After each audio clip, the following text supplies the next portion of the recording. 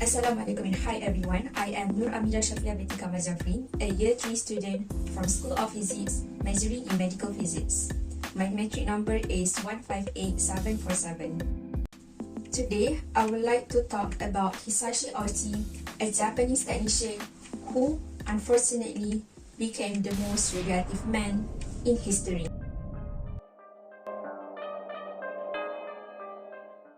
In 1999, Hisashi was a technician working at the Tokaimura nuclear facility in Japan.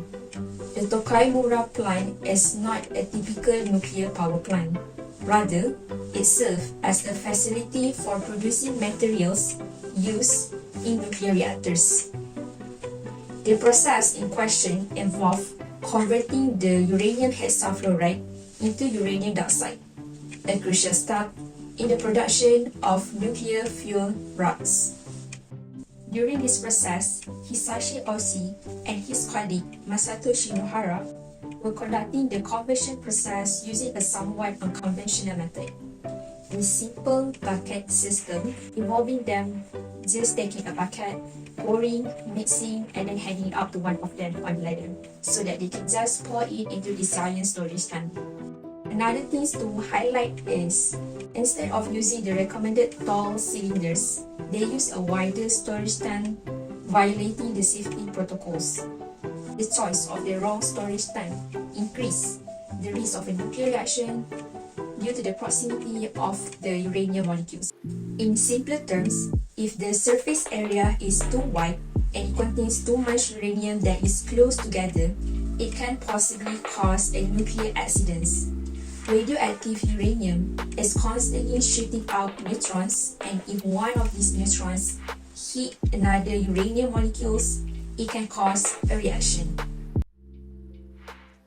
Disaster struck when Ouchi, unaware of the tank's uranium limit, which is 2.4 kg, added a mixture of chemicals along with 16 kg of uranium, far exceeding the limit. This led to a sudden and uncontrollable chain reaction within the tank, resulting in a blinding flash of blue light, which is known as Cherenkov radiation. This blue light signaled a criticality incident, triggering gamma radiation alarms across the plant.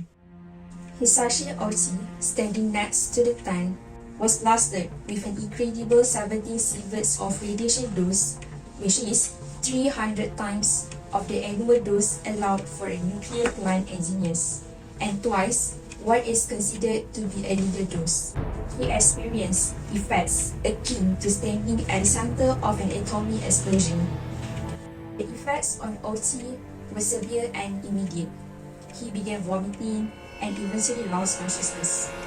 Shinohara, who was further away, received a fatal dose of about 10 sieverts, guaranteeing his death. Yutaka Yokokawa, the boss, who is sitting at the desk 4 meters away, however, only received 3 sieverts of radiation dose, which is below the legal limit.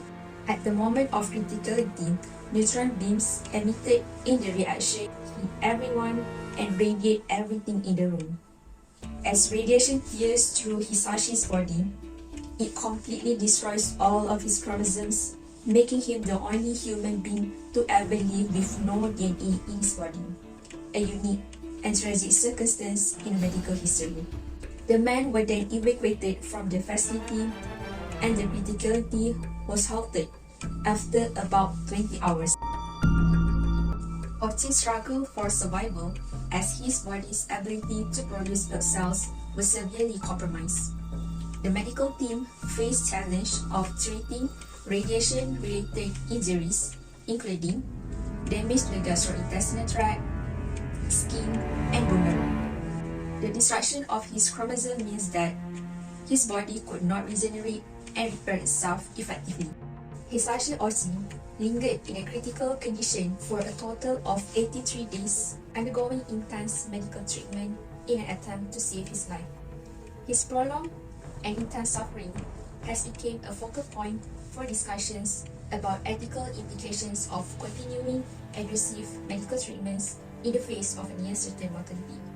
Unfortunately, Despite the efforts of medical professionals, Ouchi succumbed to the excessive radiation damage and passed away on December 21, 1999, marking a tragic end to a prolonged and painful battle for survival.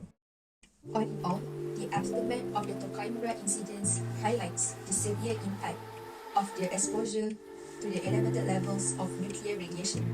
This incident served as a solemn reminder of inherent dangers associated with nuclear activities and the importance of adhering to the strict safety protocols in such